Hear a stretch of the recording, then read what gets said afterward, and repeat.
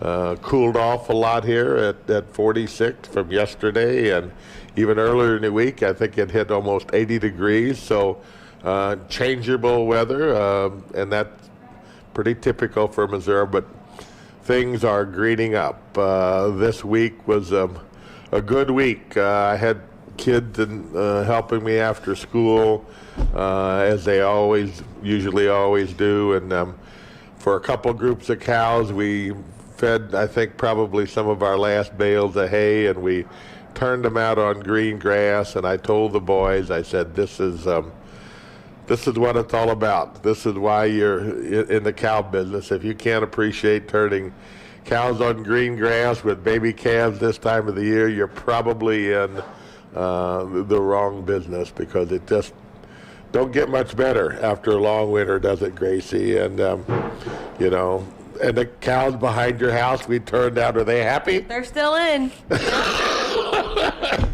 They're happy. They are happy. They are happy. You can tell. I mean, during the wintertime when you feed, every time you drive by, even though they got hay in front of them, they still one or two of them moo at you, don't they? Yes, they do. Say, don't forget about us, and we're looking forward to spring, but all is good, and it's always a wonderful feeling to have the winter behind us, and especially this winter, a lot of cold weather, but that's kind of what we appreciate. Hey, good for you to be along with us here this morning on KTUI 1560 AM, 94.1 FM, or possibly you're watching us live on Facebook. Great to have you aboard, and we've got a guest this morning, Mr. Kyle Larimore, who is an education specialist from MDC, Missouri Department of Conservation. And Kyle used to be, he's been with the department how many years, Kyle? 16 years. 16 years? Yeah. My God, I knew you before that, you know? I know. It's been a long, long road. Oh, golly. Kyle Larimore, 16 years already, and, just doing a great job with MDC. He was, a specialist here that worked with farmers. What was that title, I guess? So I started private land, private land services. So my role was, conservation with the private landowners, both wildlife, but also how to integrate wildlife in your agriculture side. So I spent 8 years there. I thought I'd retire in that position, but new opportunities and new adventures, and so I just changed a different job. And you're enjoying it? Yes, absolutely. Yep, every day. It's quite a promotion, but you are, the education part of it.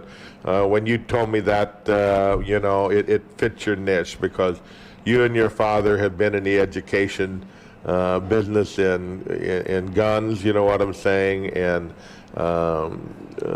teaching hunter safety program for many years. You did that, and you just exposed an awful lot of kids and young people, and even old guys, the opportunity for gun safety, and that's quite a program. And let's talk about that just a little bit, Kyle, because that is the core and the basis, you know what I'm saying, of exposing young people to hunting and ethics, and it's a great program. Yeah, so hunter education, we actually have a class tonight in town, so... Do me and Gracie have to go get recertified, do you think? Have to get a recertified. Well, how about maybe the baby needs to be there? Maybe due in a few months. Yes. 11 years and 6 months, 4, 5, 6 She'll months. be ready, huh? She'll be ready, yeah, absolutely. No, hunter education, so my dad's been an instructor for 35, I can't remember when he was an hunter ed instructor, so I'd say that's kind of where I started hanging out at the hunter ed classes, and it's probably in hunting and fishing, so that's probably why I'm here today, but and he's still teaching, so he's helping with the class tonight. But hunter education is that base, that foundation of what conservation is, and why we do it. People sometimes have a misunderstanding, and we take for granted living out here that that hunting is a culture for us, but that's not the case for everyone. So hunter ed is beyond just hunting. It's ethics, as you mentioned, conservation, and just explaining that hunting is a wildlife management tool and why it's important. But then the big thing too is the safety. You know, turkey season's coming Exactly. up. Youth season's this weekend, and regular season's in 2 weeks or a week and a half or so, the 19th. So it's important, at least from the conservation department, that people are safe in the woods. They're doing it for the right reasons, but they're safe. So hunter education started in 1986, and we were probably at around 70 plus hunting incidents annually statewide, which is a lot. And we were at 15, 20 potentially deaths due to hunting incidents. So there was a large need for something. So it started in 86.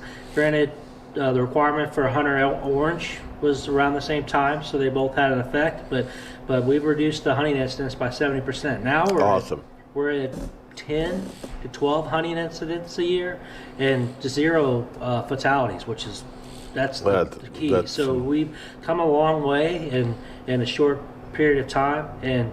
But the big thing is the hunter ed reduces hunting incidents. And you know, it is.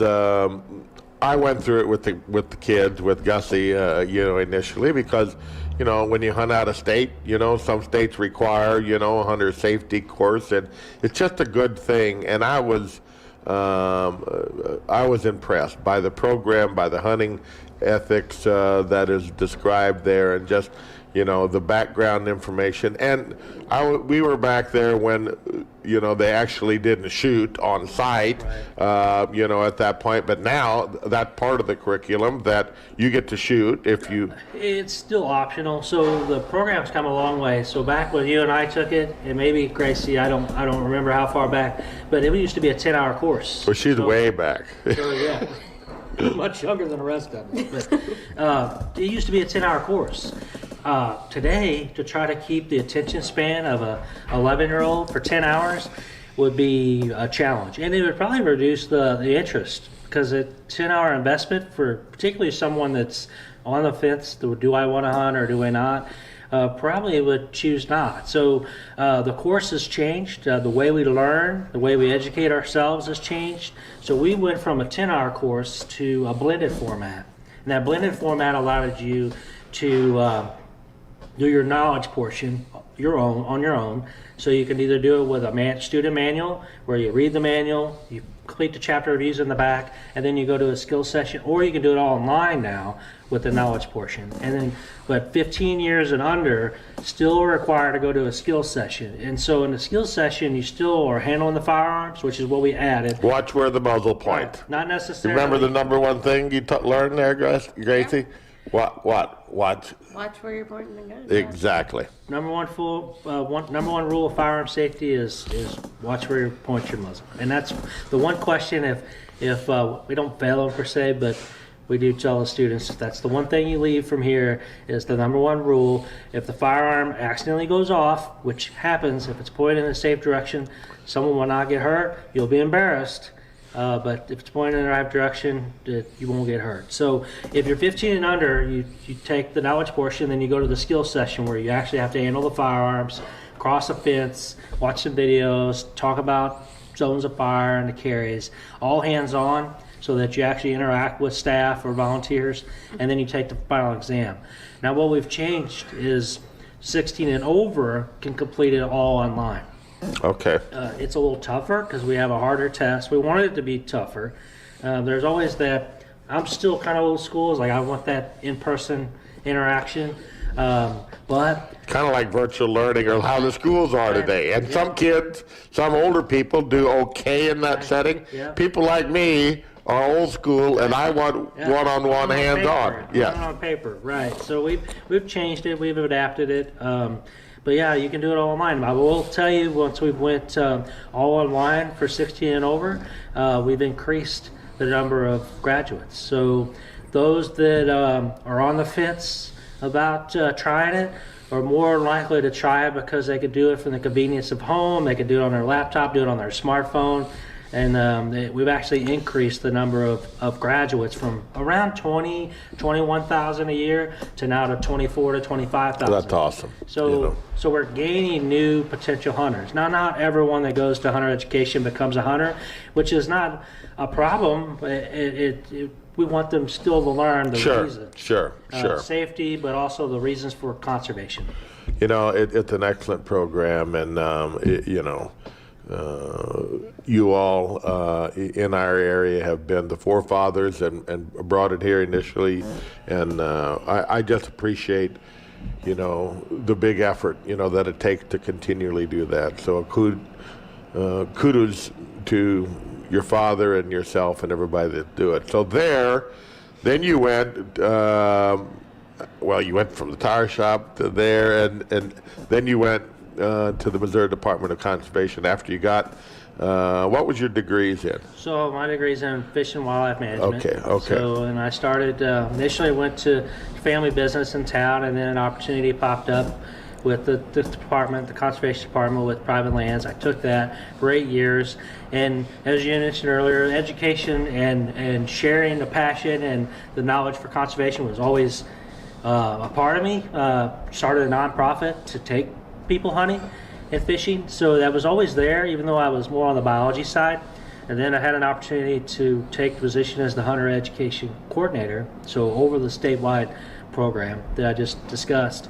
And my supervisor promoted, and his position opened up. So now my current position is education section chief. So I'm over all the education programs statewide for hunter education and MONAS and the shooting ranges, but then all education staff at facilities, mostly the southern half of the state. So I have a counterpart that has the north section, and then I have the south section. So there's 4 regions, and so I do beyond hunter ed. I do education programs in schools and just a whole variety. So just more opportunities to get people outdoors.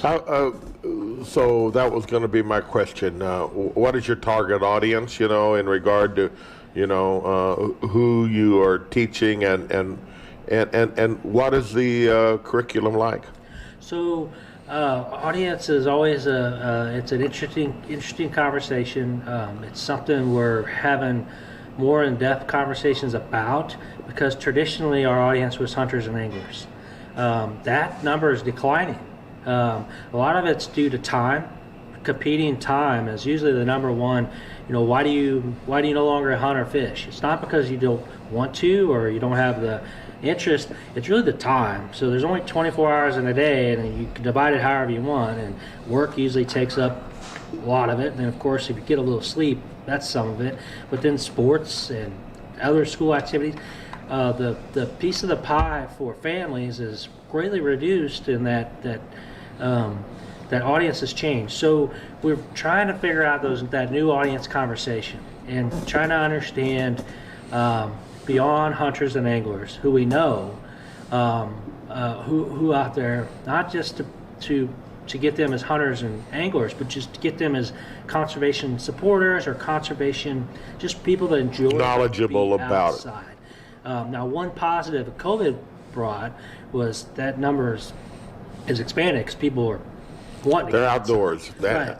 So what the challenge though is the only data we have is on hunters and anglers. We don't really have the data on these new audiences, and as far as knowing who they are, what needs they need to get outside, and those are things we're learning. We got a few projects going on to try to survey the public beyond just hunters and anglers. So one thing we've always had programs beyond higher education, and they're getting more and more. So we have, in the education branch, we have 10 or 12 facilities designated to just conservation. So closest one to us would either be Runge Nature Center at Jeff City or Powder Valley and Kirkwood. Staff there do nothing but youth and of all ages, and nothing but conservation programs. Just trying to figure out what audiences need and what desire they have for knowledge of the outdoors. So it could be little acorn programs for kids, which are entry-level programs to talk about just dirt and soil and water and the slithery things that are in it, and just to get them outdoors and off their phone and playing around. Those are our facilities and staff. That's one thing that gets me up every day is it never surprises me the passion that staff have. I mean, they've taken the path to be in the conservation field, obviously not for the money, but just the fact that they put smiles on people's faces to teach them about conservation. So it makes my job easier because staff are so passionate about doing theirs. We're productive. But yeah, staff all over. In another program, we have 29 conservation educators across the state that each have 4 or 5 counties assignment, and their whole job is school programs and then some public programs. But the school programs, they go into the school and they help the teacher with whatever they need to learn about conservation. We have a Discover Nature Schools program that's from K to 12, and it's broke out from kindergarten to 2nd or 3rd grade. I think it's kindergarten to 2nd grade and 3rd to 5th in different units. And it's actually accredited and recognized by DESE as approved to meet standards for teaching, mostly science standards. And so we have so you're really at the level at that age when you're introducing these concepts to kids, you're really sowing some seeds there also for people that have a lifelong understanding and passion about outdoor and about conservation and about those things that we're passionate about. And that's so important, Kyle, because that is we had the opportunity, and we were blessed to live in an area and have parents and inner circle and even an outer circle that were passionate about the same things that we were, and they were great mentors to us to teach us about that and for us to catch on to those particular situations. Today, with that precious element of time, how many kids have that opportunity, or parents, to spend those hours to create that internal passion that's required, or not required, but that's a wonderful thing to have. The time element on either side of the equation just isn't there, so you're introducing those. It's a great thing. Yeah, and you're right, is we take for granted that we grew up doing it, and you see more and more that they don't. So they don't have the culture behind it, because you ask, why do you hunt? Why do you fish? Because Dad did it, Grandpa did it, Grandma did it. You don't get that as much. So it is a challenge to try to instill that in them. But at the end of the day, the Conservation Department's main mission is fish, forest, and wildlife. So obviously we have a strong interest in hunters and anglers. But at the end of the day, we're just trying to get people outside, and we're trying to do it in families. And so that you can create that structure. Because if youth or adults come to us for programs, they will enjoy it and they will learn something. But when they leave, if it may be a one-off program, unless they come to another one, if they don't have that structure, whether it's families or friends, to continue to do it. Yes. So we're trying to do more family programs, more group programs, to try to create that sense of community or family to do it, continue to do it later, after they leave the class and learn. So even though we're doing it in schools, we're trying to get those kids interested in the outdoors, but we also try to get them to go home and give them activities to do with their family as well, so that they can just get outside. And well, you think about the people that grows up in the rural area in the country like we did. Well, I can go turkey hunting in the morning, and I could still be in Jeff City at 8:30 for legislation, or I could put a full day in because you're right here. You got up, you went out deer hunting. I shot a deer on in the morning, and took care to the hospital, and had Gussie, Right. At 10:30 in the morning. Yeah. That was a full day. Right. that was a very full day. But the point being is that we're here, we can do that. It's just part of what we do, but very few people have that opportunity. They have to plan way ahead of time, and you have to have the place to do it, number one, and you have to have the desire and the capabilities, to do those things, and they're just not there for everybody. So it really requires an organized effort and an understanding of that, the whole element and the whole surrounding of why that culture changes to be able to bring the next generation on. Yeah, we talked about time being one of the top limitations. Access is probably right behind it. And you're right. You take for granted you walk out your back porch. I mean, I seen a turkey strutting on the way I had to drive to Union this morning. On my way to Union in the field right outside Drake. I mean, I almost pulled over and you get chills because just seeing a strutting turkey as a 42-year-old still makes me feel like I'm 2. So you take for granted. I know what you mean. Right there. You don't see that. As I was driving further and further to Union and get past there, that's not going on. So those are things that we're trying to break down, those barriers for access, particularly in the urban areas. So we're taking, a lot of them don't have vehicles, it's public transportation. So we're taking our programs to, and you don't realize it. It's like, well, I've had a car since I was 16 and my parents had a car prior. Getting in your car and going somewhere, what a problem. You don't realize in the city, it's the bus, it's the cab, it's Uber, whatever it be. So you have to go to them. So fishing's an easy one because we have public lakes, city lakes scattered around the urban areas. But we're going to the parks. We have staff at Tower Grove Park in St. Louis that's all they do is programs in the park. So the community and the neighborhood can walk to the park, which they're probably already doing, and our staff are there, whether it's a scheduled program or an impromptu interpretation and conversation. So we are getting much better of expanding beyond just the rural areas and thinking that our audiences is in the rural area because it was hunters and anglers, and you forget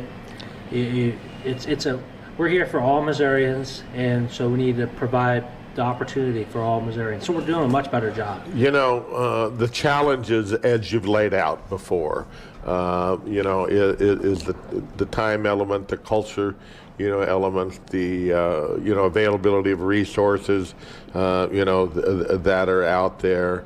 Those are the challenges that you are exposed to, and but the good part of that are in this changing time,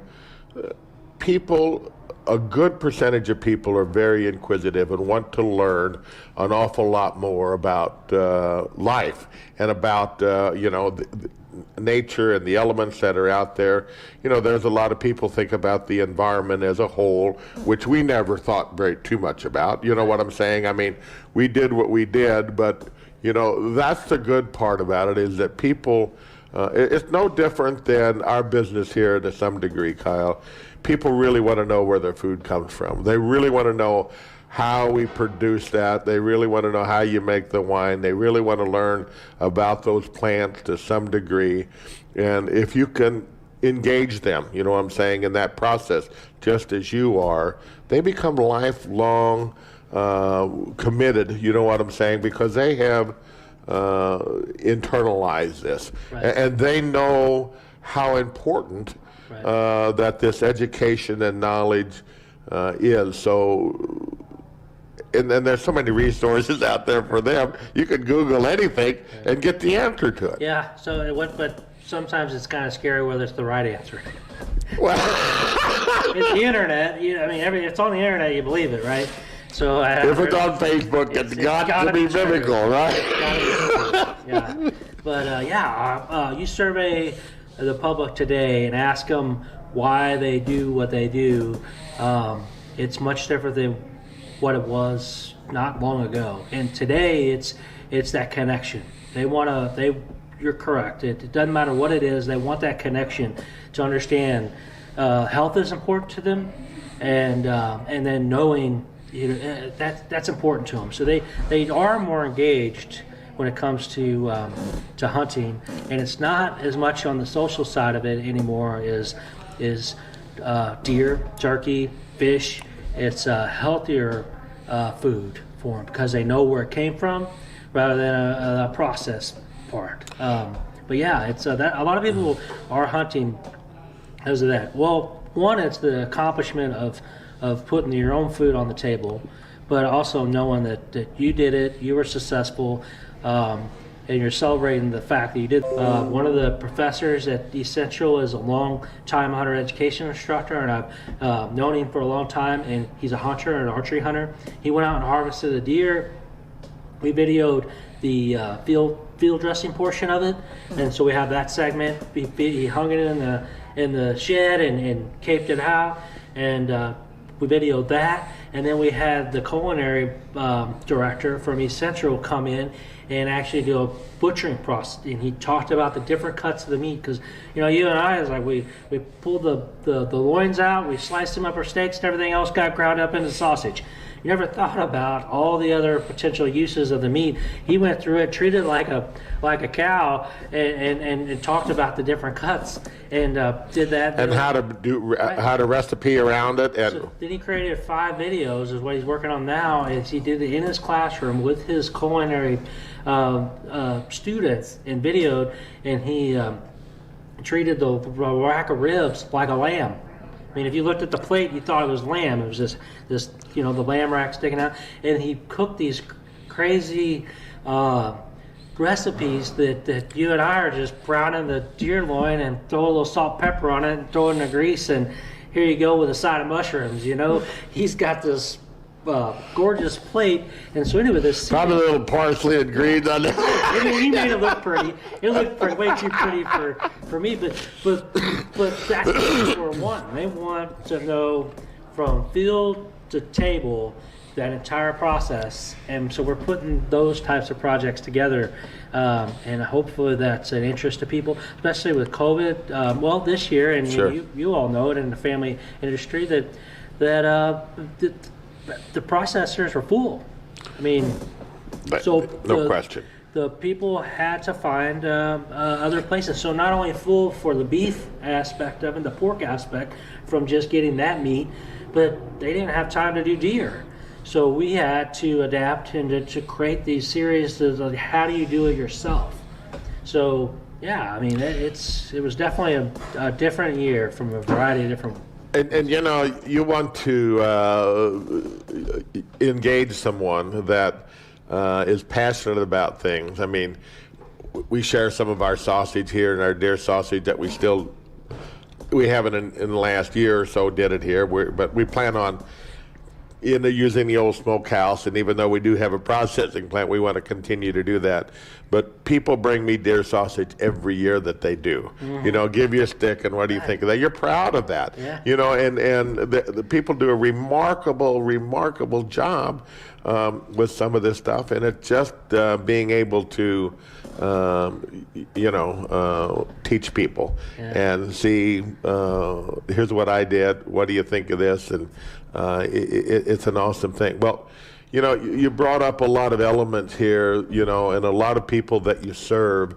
In today's political environment, it is very, very difficult, to find a balance, to talk about and do what you do. But, the conservation, in my opinion, for years and years have did a remarkable job walking that tightrope and being able to serve all of those particular individuals, and I think did a great job messaging, what I'm saying, to what conservation really is, because you got landowners, what I'm saying, to some degree that have come from being able to take deer and turkey and whatever they wanted to whenever they do, and put laws and rules around that, and then being able to go to St. Louis, and be able to appreciate horticulture and nature and saving trees, that are an important, all important kind of things, and walk that political tightrope, because it is everybody's money. You know what I'm saying? We all pay those particular taxes, and for you all to be able to do that, my hat's off. And I think continue to do that, because these are all important things. You know what I'm saying? And it's not that one is more necessarily important, than the other. They are all elements of nature. They're all elements of different ideas. You got a big job, educating people, what I'm saying, in regard to that. But you got good people, what I'm saying, around you, even though there's things I bet you don't even agree with occasionally that conservation does or has to do. Right. You know what I'm saying? And neither do I. But man, what would we do without it? We have got the premier global, I know through the U.S., but the conservation of the state of Missouri has brought back so many things, deer hunting, turkey hunting, the fishing, but it's so much part of our economy that people don't realize just how important. Bass Pro started here, the boat industry, all of the fishing. Yeah. It was a $7 billion thing, and now you can almost add camping to part of that situation. Well, you got Alps Outdoors right down the road. I mean, he has a farm in Gasconade, but right in New Haven, Alps Outdoors is a huge impact on outdoors. And the industry that they have, not just from a product standpoint, but what they do to give back to those that support their products. So it's a biased opinion because I work for the agency. So we can't have them around here. I mean, so my opinion is obviously going to sway the little department, but it amazes me why you wouldn't be supportive of conservation. So do you agree with everything that they do? No. But what company or agency does everything 100%? But I tell you, our support, when it's 96 to 97%, politics only needs 51%, right? But I'm not sure they need that much. but yeah, you take for granted what we have in Missouri. Is the tax a big part of it? Absolutely. It opened up a lot of opportunity.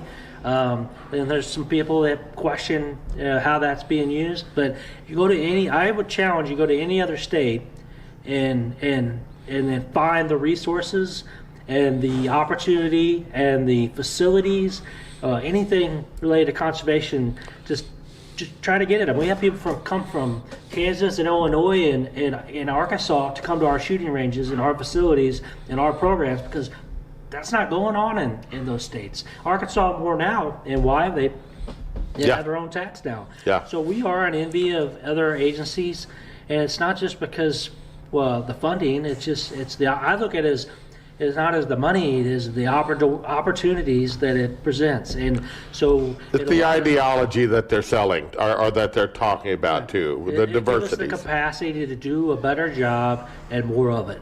If we didn't have the funding, absolutely, we wouldn't have the facilities.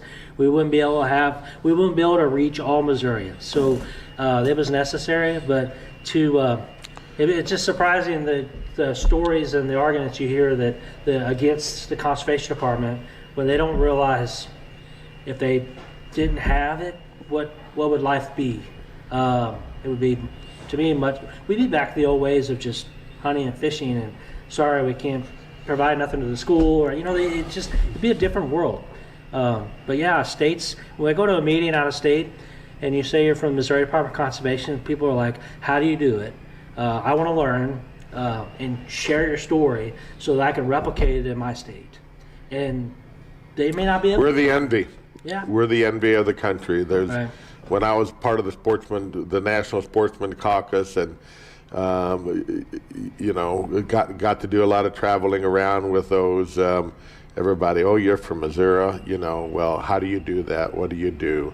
But actually, MDC, I think, would be a good study, you know what I'm saying, to find out, politically how they have did that and how they remain as a whole to be so solid, as they are in these political times. And but bottom line of it is they have the proper vision, they have proper articulated goal in what they want and what they do, and it's a broad vision. Yeah. And it's a very broad vision, and they've got passionate people, on both sides of it that continue to back that cause. And it's from top to bottom. So the passion helps with field staff know that their leadership also share the same passion. I mean, so when your director of conservation department on April 19th is going to be in the woods chasing turkeys, just like you and I would be.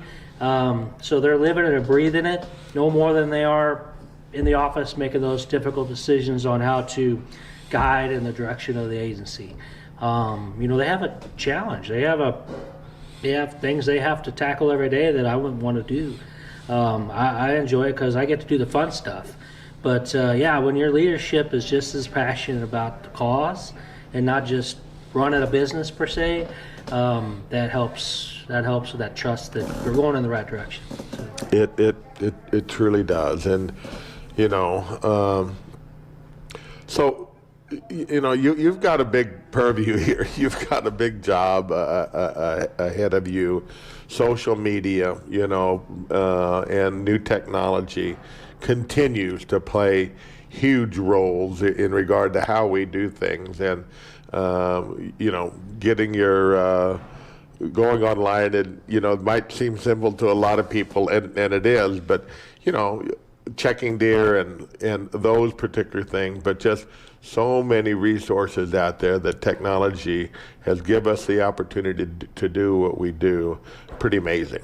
Yeah, that app is popular. I got on my app last night and got my tags, my wife's tags, and my dad's tags all on this app, and never had to leave the house. And I did it within minutes. And obviously some people are challenged with technology, but the ability that you can have is it's crazy. And then to telecheck it, right? You're gonna get mine, Grace.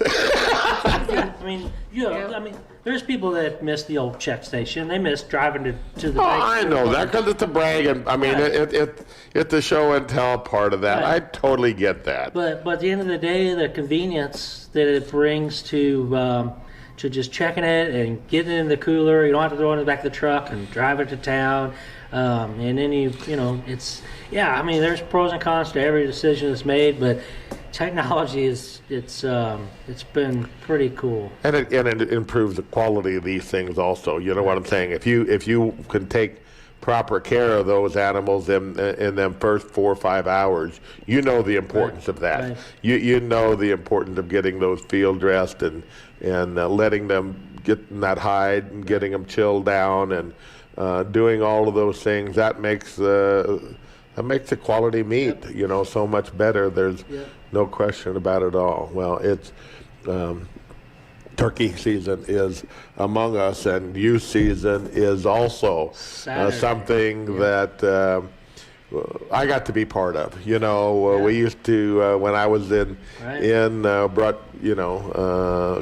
working with conservation department, got to bring first-time hunters down and kind of started the youth season program in the state of Missouri right here on the White Mule property. And it's an awesome thing. Tell us about youth season. So the governor's youth turkey hunt's still going on. They'll have 13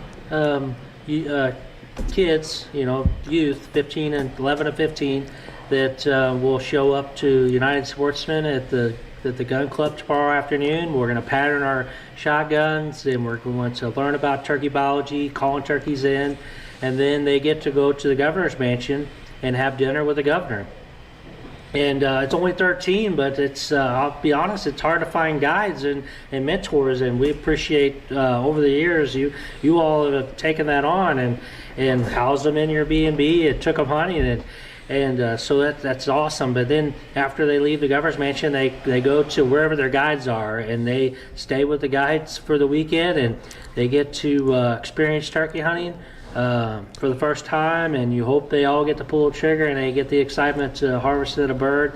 But that's going on, and but obviously all across the state there's going to be tons of kids, and with the weather and the turkeys are already strutting. I've seen photos, I've heard gobblers. I mean, it's going to be a good time.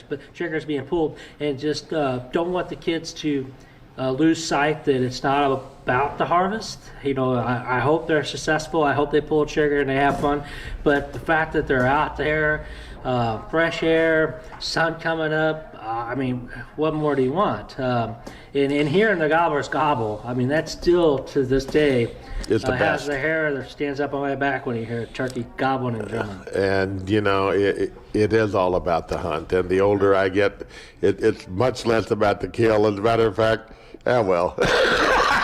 One kill. One kill. No. I mean, I've seen it. I maybe could have. Maybe I raised the gun. Maybe I didn't even have the gun with me. Well, I just went out and sat in the woods on a four-wheeler and, you know, seeing, well, can I figure out where they're at, you know? Well, you're like my dad. I took his gun away and gave him binoculars. Which is much more useful. He's not going to pull a trigger, so why carry it? Give him binoculars if he just wants to watch them. You know, anymore, he's taken, whether it's the nieces and nephews are actually hunting or just watching. And for us, that's deer. If you judged my ability to be a mentor based off my telecheck numbers, you think I was a bad mentor, and that's not because I might be a bad mentor. I don't know. But I'm taking more people out hunting than I'm hunting myself. So my goal this year is to get my wife her first turkey.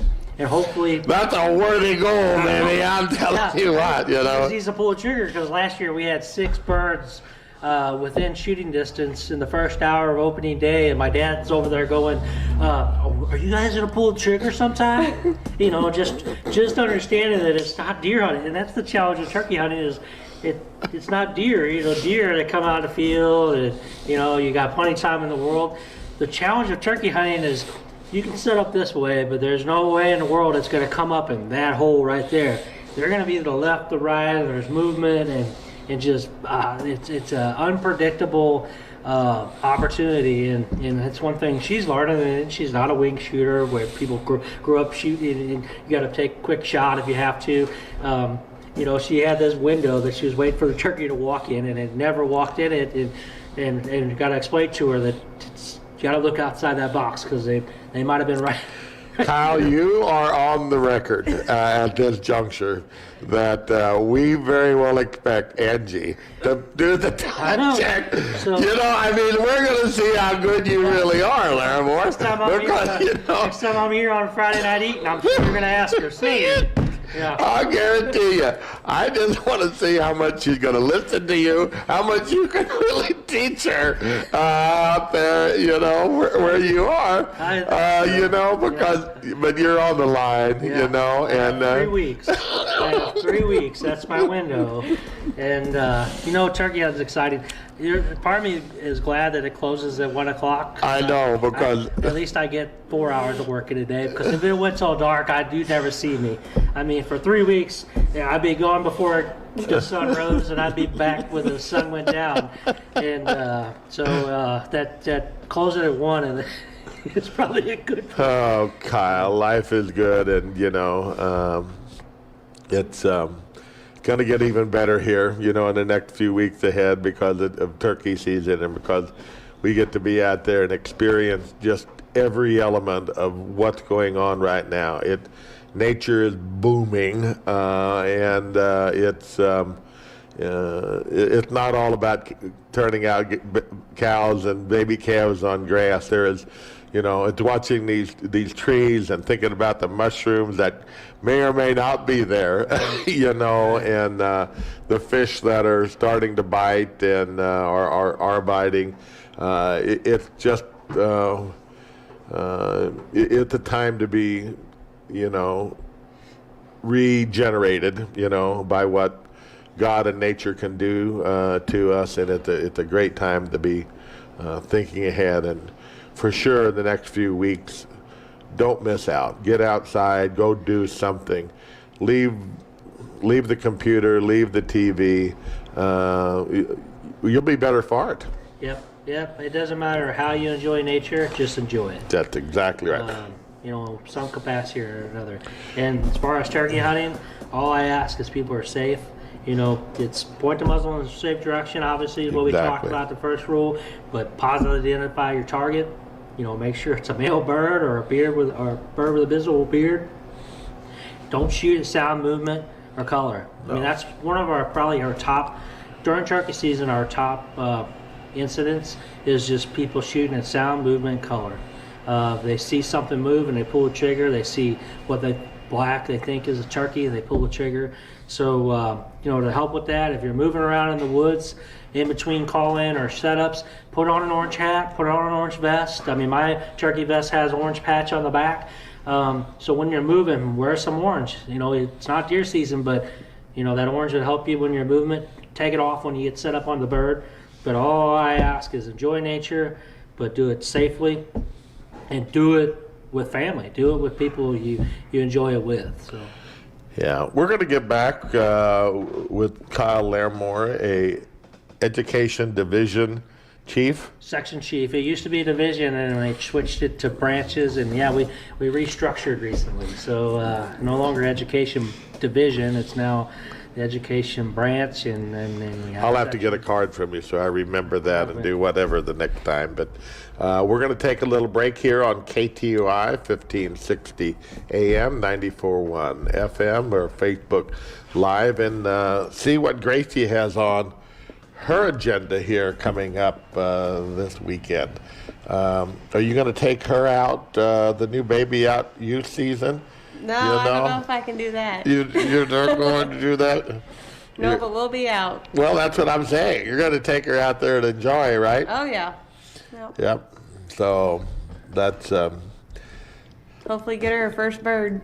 Well, if you're going to do it in that shape, you're going to have to do it on the 19th. Right. Yes. Not this weekend. Right. That's what I mean. Not this weekend. Hopefully not much walking either. Alrighty, the Owensville Moose Lodge is having a fried chicken supper Saturday, April 10th, starting at 4 p.m. They will have an $8 plate and a $9 plate. Dine in or take out. They will be serving fried chicken, mashed potatoes and gravy, slaw, green beans, and corn. Oh, the Moose Lodge continues to put it out there, don't they? Weekly, yes.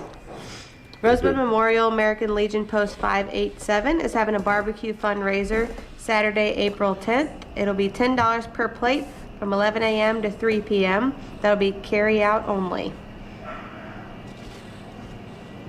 The annual spring VFW drive-thru is having a barbecue on Friday, April 16th at the Owensville VFW Post 6133. Serving time will start at 10 a.m. All dinners will be $11 and sandwiches are $5. This Friday night at the White Mule, we will be serving steak, shrimp, Italian cheesy chicken, and beef kebabs from 5 to 8:30. Saturday, we will have our steaks available as well as pizza wings and hamburgers from 5 until 8:30. And then Sunday is all you can eat pan-fried chicken and roast beef from 11 to 3:30.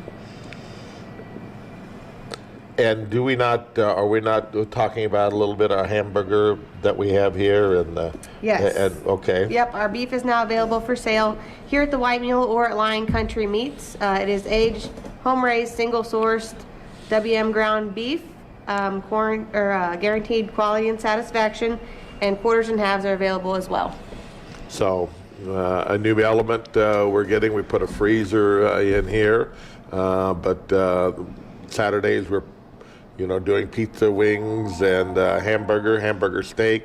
On Saturday also, just to kind of promote our own beef and our processing and getting that geared up here for more harvest to table, farm to table, and we'll be happy. I don't know if we take a video of exactly how we do it, but we probably got some live shots of running cows, though.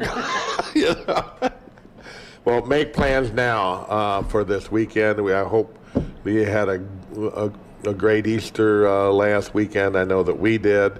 Very blessed and fortunate. Now it's time to get on to spring and summer activities, and I used to think fall was maybe my favorite time of the year, Kyle, but now it's kind of between spring and fall. Love them both. No question about it all. So, there's always questions come up, in regard to MDC, but you got a great website. You want to tell just a little bit about how they can ask questions or pose questions to the MDC if they have any? Yeah, there's a variety of avenues for communication. I mean, we have a whole communication branch, and they've done an excellent job of being that resource from our website. It can be like any website. You can go a variety of different ways, and we always challenge with trying to what goes on the front page and how do you navigate through it. But there's an Ask MDC section. You can go straight to the Ask MDC and select the topic you want. If you ask about shooting range and hunter ed, it probably comes to me. So you're getting connected to the subject matter expert, if you will, not just to anybody in the department. So you got your website. We have Facebook. You can always comment on Facebook, and they have a podcast now, and so we're exploring other resources of social media. Of course, we have a award-winning magazine. It's always a great resource. Very well and it's did. free. Sure. And it's another one of those things that what do you get as a Missourian, and it is our magazine. It's something that we're proud of, and our staff put together, but it's free to all Missourians. And we get them out to the schools. But and then also on the website, there's an area that you can click your county and find out who your county contact is, whether it's the conservation agent or the private lands conservationist or your forester or your conservation educator. So we nail it down all the way down to who is in your local area. So when you call someone, you're getting a person on the other line. And that's one thing I'm proud of with our staff is customer service is top notch. Is we get comments all the time that when you call the conservation department, you're getting someone on the other line. Now, whether you have to get transferred to someone else Sure. to get the answer you want initially, or they can answer it. But if you go to, I challenge you to call any other state conservation department, or even some other state agencies, is to get a person. Who wants to call and you get this robocall, push 1, push 2. You don't get that. You get the resource and coming up here, Agent Eichelman, who's been on the show here numerous times, does a great job doing what he does too, and that's enforcing the rules that makes it fair play for everybody to do what they do, and he has a job to do, and he gets calls, from trespassing, to spotlighting to whatever, to geese on my dock and I can't get rid of them. There's yeah, I mean everything. Yeah. He's a great resource. He takes care of the wildlife, and that's what he's hired to do. So and the private land specialist, we worked a lot. You know what I'm saying, and we got way more work to do with that resource because they make a partner, on the corridors that we keep fenced out, and we've seen very much of an increase in wildlife because of the management changes, and we've seen better production. What I'm saying, on the cattle front by doing what we have been doing here by getting moving the cattle from paddock to paddock, much more vegetative growth, and all of these ideas are solidly and diversity. They're all solidly instilled in conservation practices, Right. and they're profitable. Well, they will be profitable. I'm kidding. You know what I'm saying? Right. We're definitely running more than we ever have before on the same acres. Utilizing those areas that are less productive. And obviously row crop is different than livestock. I mean, livestock, Sure. You're trying to graze and make production out of every acre that you can. Well, in a row crop, your edges are your least productive. Yep. And it's proven that you can have a better return rather than putting the expense of fertilizer and seed and labor into those less productive acres into something conservation, and you get both. It's just one is more profitable. But yeah, I mean, and it's a free resource. You don't have to listen to it. Yeah. I mean, it's advice. Here it is. It's still your land, obviously. You choose to do whatever practice, and if you choose to do it, we're here to help. More choices to make and more understanding for you to gain. Use them as a resource. You know, we're helping pay their salary, of course, but they also help us tremendously with the investment we've made to make our state better, to make our county better. We appreciate what you do, Kyle Larimore. Appreciate your family. Always good. And remember what your priority is this turkey season. Yep, the wife has to get a She's bird. got to get one. You know, you're on the line, Betty. Yeah. Good to have you aboard today. Great to have your family here also. Tell your father and all your family hello from me. Yeah. We'll see you soon here at the White Mule, I'm sure. Thanks for what you do, and thank you for being along with us today, and we shall be back next week. Get out and make plans now to enjoy this this wonderful spring that we're having, and things are waking up, so we need to wake up too and get out there and get things done. God bless you. We'll see you next week. And Central American countries, we kept these applicants outside the United States.